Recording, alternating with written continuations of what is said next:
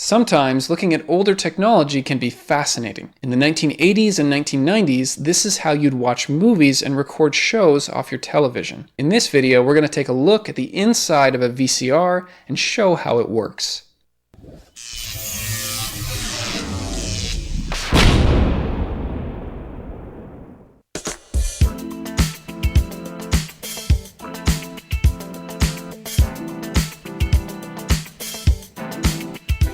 This is the VCR. It stands for Video Cassette Recorder. It plays VHS cassette tapes. VHS stands for Video Home System. Take the tape, push it in, press play, and there's your movie. The VCR is becoming a thing of the past. If you were born after about the year 2000, you might not have even used one of these. Nowadays, there's DVDs and Blu-ray. Why use these when you can just stream everything off the internet?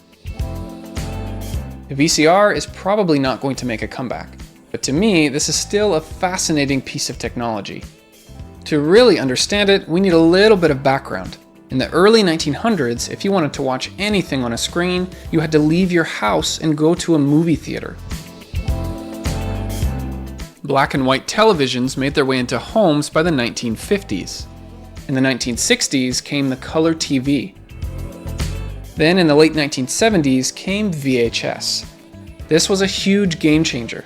Previously, you were limited to what was being broadcast at that time. So if a TV program was on at 7 p.m., then you had to be in front of your TV at 7 p.m. There was no way to record it. With VHS, you could now record TV programs and bring home your favorite movies to watch whenever you wanted. This was a big deal. Now, to be fair, there was another competitor called Betamax. It looked and worked very similar to VHS. Betamax was slightly higher quality, but VHS was slightly cheaper and could store a longer length of video. After a few years of battling it out, VHS won over, and that's why most people today are familiar with VHS. VCRs and VHS tapes were most popular during the 1980s and 1990s. Then we saw its decline in the early 2000s when DVDs began to rise in popularity. DVDs could produce better quality and you could fit a lot more of them on a shelf next to each other. However, even today there are some enthusiasts that still use VHS. And lucky for me, you can still pick up a VCR player at a thrift store for only $10 or $20 US. When I was younger, I remember looking inside and seeing all of the parts. I remember thinking, how does it work? So this video is an attempt to satisfy the curiosity that I had when I was younger. First, let's take a look at the VHS cassette tape. You can see two reels inside.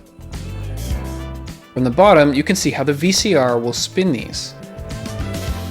In the front is the spring-loaded door. This is normally locked into place. The VCR will press right here to move back a small plate, which then unlocks the door. When the door is open, you can see the magnetic tape where the movie is stored. I would highly recommend not touching this with your fingers. You could ruin the tape and make it unwatchable. On the bottom of the VHS is 5 screws. Take these out, and then the top half of the plastic outer shell comes off. As the movie plays, the magnetic tape will slowly move from the supply reel all the way over to the take-up reel. Part of the tape will actually be pulled out so the VCR can read it. But I'll show you how that works later in the video. Most VHS tapes hold about 248 meters of tape. If you were to unravel all of this, it would be enough tape to extend most of the way up the Eiffel Tower. That's a lot of tape. This is the reel lock mechanism. It prevents the reels from rotating, which keeps the magnetic tape from coming out. When the VHS tape is inside of the machine, a piece of metal will poke up through this hole. This will push the lever which will unlock both reels. If the video was rewound all the way, then the magnetic tape should be completely on the left side. I can still remember the old stickers on VHS rentals that would say, "Be kind, rewind." Sometimes you would get charged a small fee if you didn't rewind it. Now let's look at the actual VCR player. After undoing a few screws, part of the case usually comes right off. There were a handful of companies that made these machines and quite a few different models. But overall, they will be very similar because they all need to be able to read the same VHS tapes. Here's a few of the main parts. The circuit board, which controls most of the electronics, the power cord, which comes to the back of the machine and connects to the circuit board, the motor, which runs most of the mechanical operations, the RF tuner, which reads channels being broadcast over the air, and the actual VCR mechanism is right here in the center of the machine. There is a complex system of gears to move the mechanical parts of the machine. Let's start here with the carriage loading assembly. This is where you insert the VHS tape. The mechanism takes over and lowers it down. Did you catch all that? There were many things that just happened at once. Let's see it again.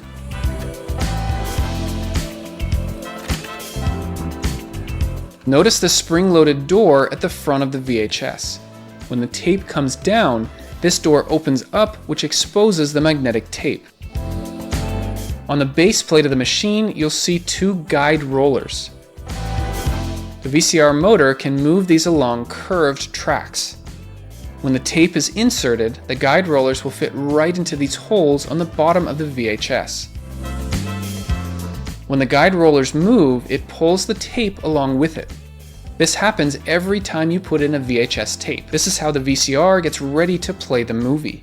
Sometimes they call this the M-loading system, because the shape of the magnetic tape kind of looks like the letter M. The tape is wrapped around the drum. This is the part that reads information on the magnetic tape.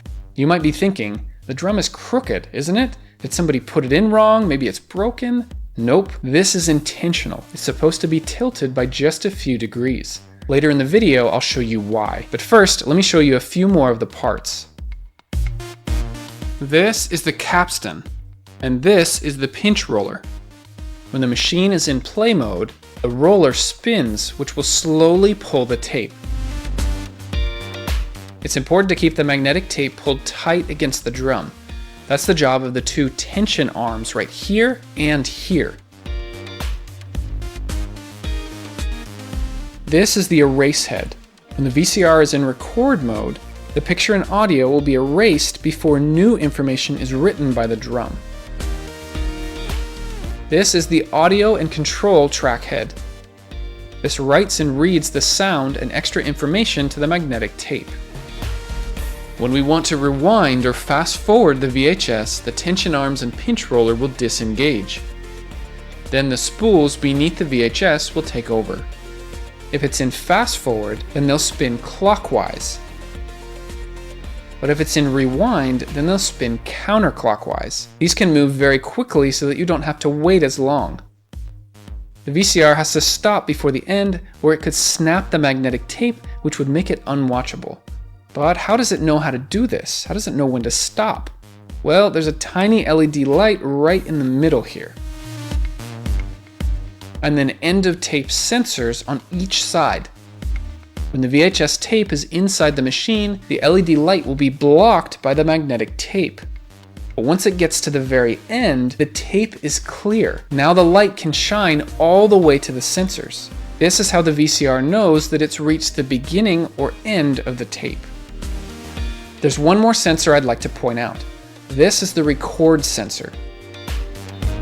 There's a little square tab on the front of the VHS tape. This is what tells the VCR sensor whether it's okay to record or not. If there's a tab there, then the VCR will let you record on the tape. But if it's been broken off, then the VCR will prevent you from recording. This is why store-bought VHS movies wouldn't have the tab. It would be a shame to record over a priceless movie. Let's talk more specifically about the drum and how you read and write information to the magnetic tape. On the side, you'll see several small holes. These are the heads that can read or write the information. Some machines only have 2 of these, but higher quality machines will have up to 6 heads. Sometimes the front of your VCR will actually tell you how many heads are in the drum. The top half of the drum will be spinning at up to 1800 RPMs, or rotations per minute. The magnetic tape will be moving at only a few centimeters per second. Remember that the drum is not actually pulling the magnetic tape. That's the job of the pinch roller that we saw earlier in the video. This pulls the tape so it now slides along the surface of the drum. Here is the reason that the drum is tilted. On the magnetic tape, the video information will be written in diagonal lines. This is to optimize the best use of the entire width of the magnetic tape. The writing and reading of these lines will be done by the heads inside of the drum. You can see how the heads stick out just barely so that they touch the surface of the magnetic tape. So the heads are spinning around, and then the tape is slowly being pulled. If you follow the magnetic patterns, the heads will be tracing along these diagonal lines. This is referred to as helical scan. It's the method for how they read and write information to the magnetic tape. These heads are sensitive to the magnetic patterns on the tape. This makes a signal which moves through the electronics and up to your TV, where it is then converted into the picture that you see. If your VCR is in record mode, the video signal from your TV will be converted into magnetic patterns that will then be stored onto the magnetic tape. Once the magnetic tape gets past the drum, it then comes past the audio and control track head.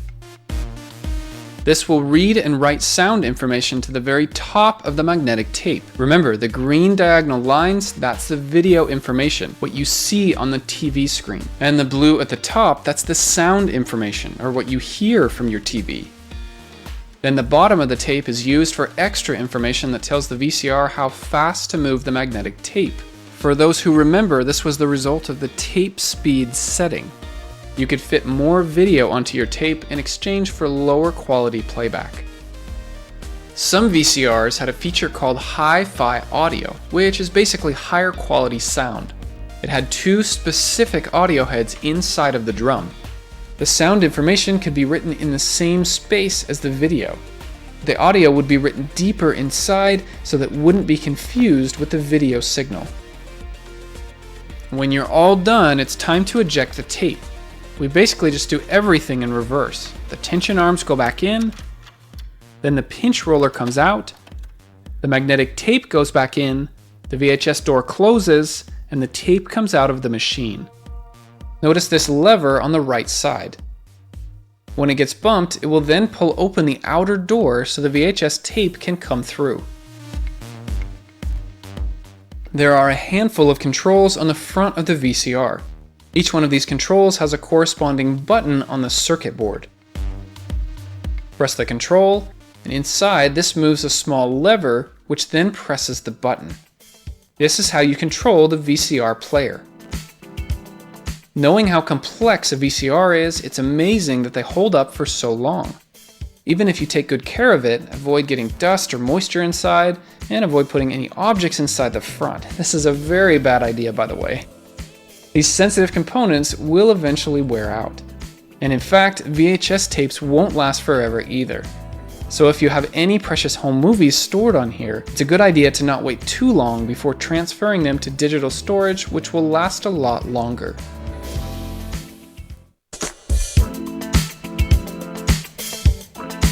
My name's Jared. I create 3D animations to show and explain how things work. Watch another animation by clicking one of these cards, or click here to subscribe. Thanks for watching, and I'll see you next time.